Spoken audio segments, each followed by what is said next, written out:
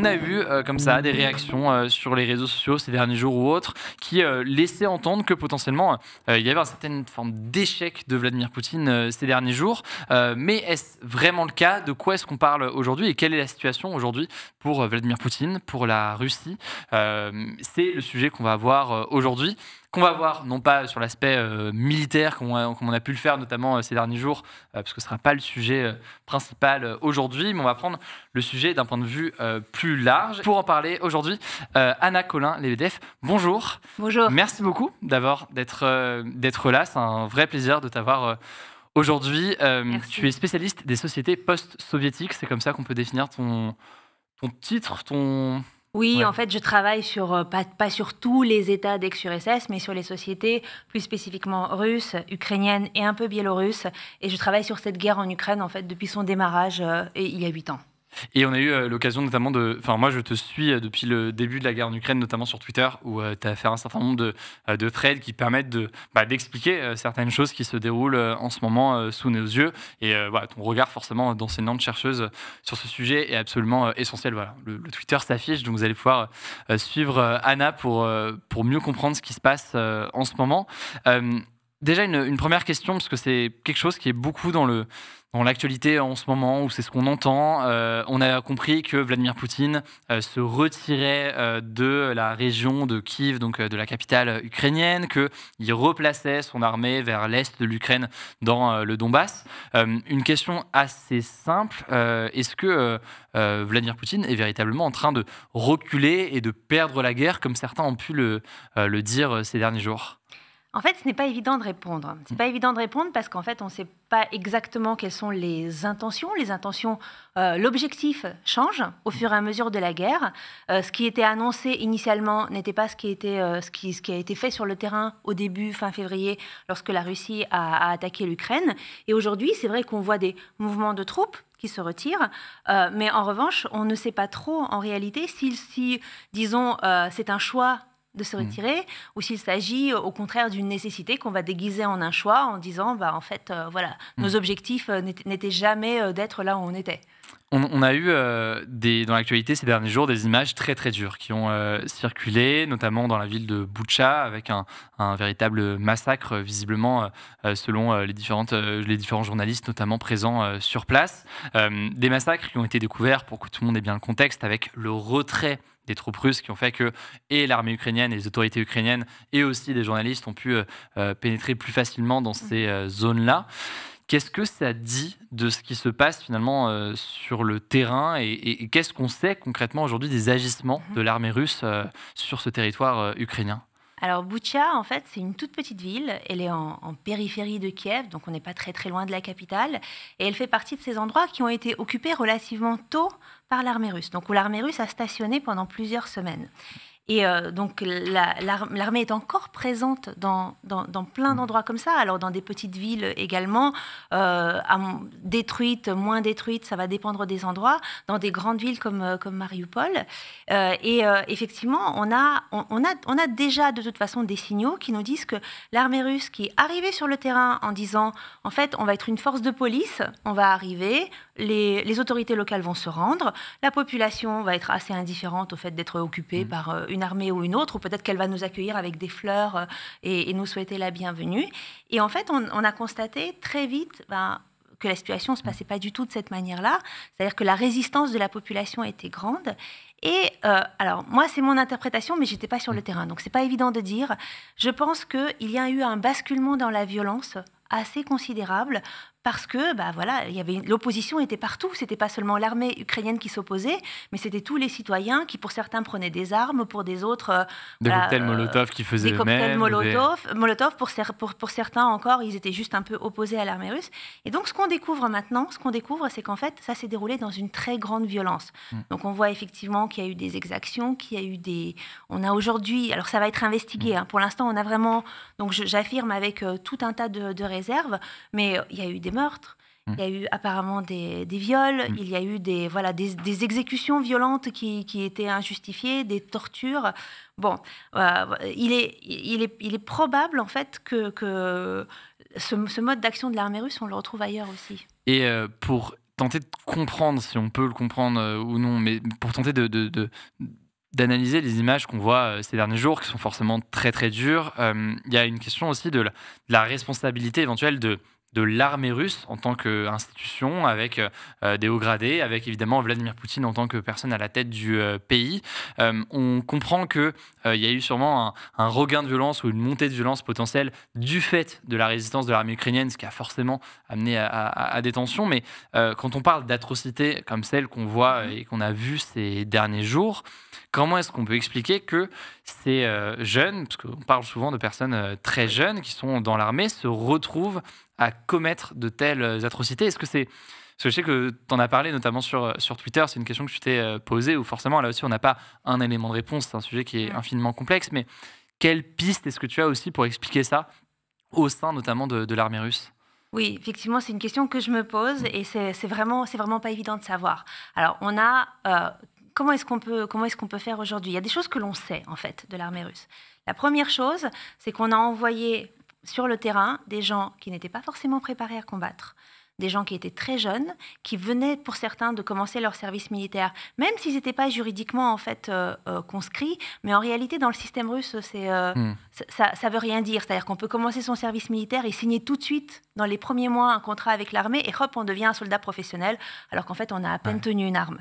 Donc on a des gens qui sont pas préparés, on a des gens qui sont jeunes, on a des gens qui arrivent surtout de milieux assez défavorisés, de province. Il y a quasiment pas de moscovites dans la... Voilà, en tout cas, on n'en a pas repéré pour l'instant dans les victimes, dans les soldats tués qui ont été affichés.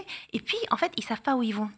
Les témoignages qu'on a des prisonniers, c'est que les prisonniers, en fait, les soldats, quand ils rentrent sur le territoire de l'Ukraine, pour certains d'entre eux, c'est un des entraînements qu'ils ont pu avoir les jours précédents. Et puis, à un moment donné, on leur dit, bah voilà, vous êtes en Ukraine, en fait, telle est votre mission.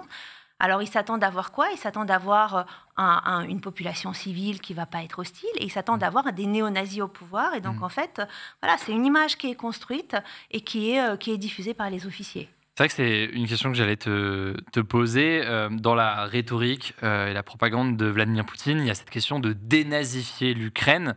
Est-ce que ça ne vient pas aussi accentuer forcément des tensions? Parce que quelqu'un qui croit et qui adhère à 100% à cette propagande de Vladimir Poutine peut du coup penser qu'en tant que soldat de l'armée russe, eh bien, il fait face à un ennemi qui serait tous des nazis.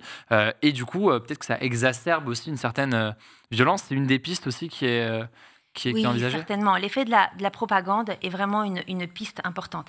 Et depuis 2014, on a ce discours qui est diffusé par les médias russes contrôlés par l'État en permanence. Et il faut se dire que la télé, par exemple, est tout entière contrôlée par l'État.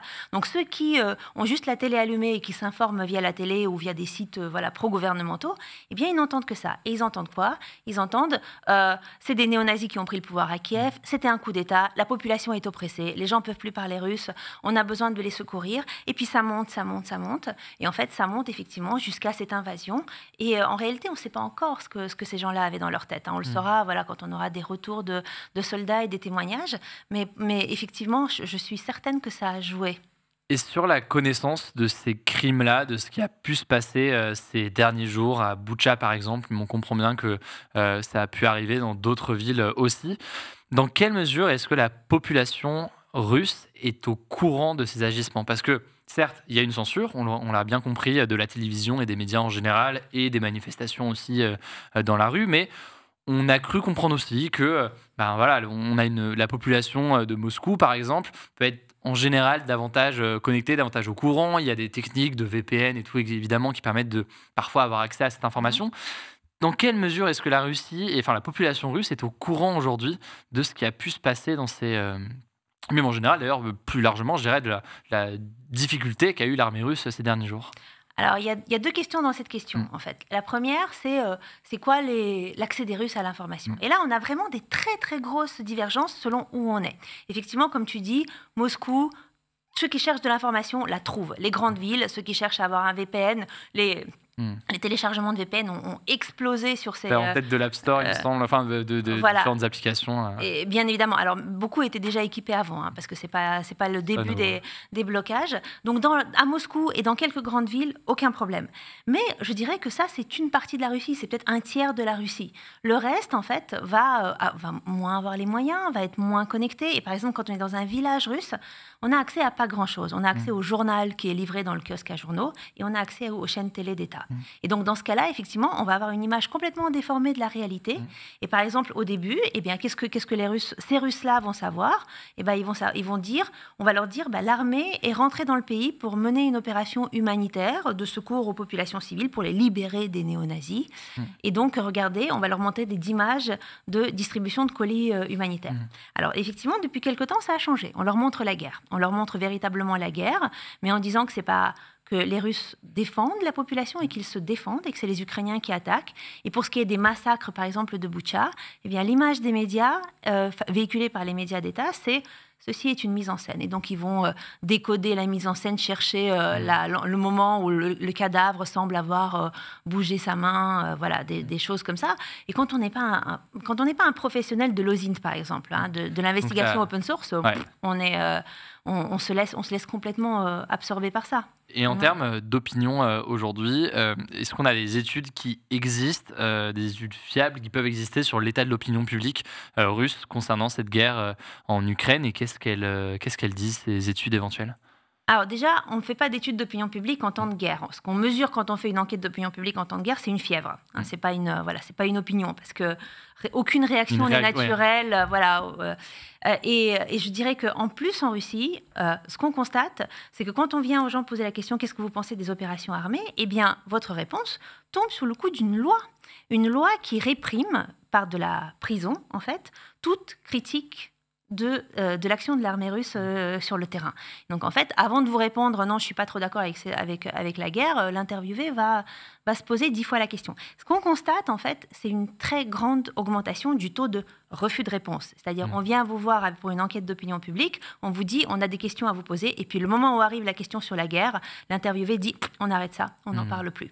Donc, ce n'est pas un refus, ce n'est pas un rejet, mais je pense que beaucoup de Russes vont répondre oui, sincèrement, parce qu'ils sont dans ce schéma qui a été transmis par les médias, mais je pense qu'ils sont nombreux aussi à se dire, ce n'est pas le moment d'avoir une opinion. Concernant Vladimir Poutine, on a entendu ces derniers jours, avec évidemment là aussi toujours des informations à prendre avec des pincettes, mais qui perdaient le soutien de certains de ses proches sur la guerre, en tout cas en Ukraine.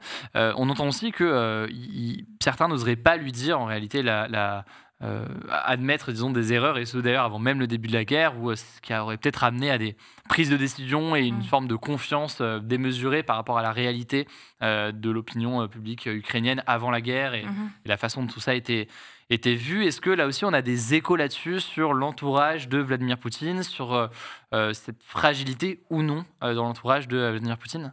Oui, on a des échos. Et c'est dommage qu'on ait uniquement des échos. C'est-à-dire qu'on est amené vraiment à faire des espèces de déchiffrage à partir de micro-indices, de témoignages glanés en secret de manière anonyme. Donc voilà, là, ça fait quelque chose de flou. Ça fait quelque chose de très, très flou. Alors, ce qu'on peut dire, c'est qu'on a quelque chose qui apparaît vraiment au début de la guerre, donc il y a un peu plus d'un mois, où on constate que Poutine est mal informé, d'une part.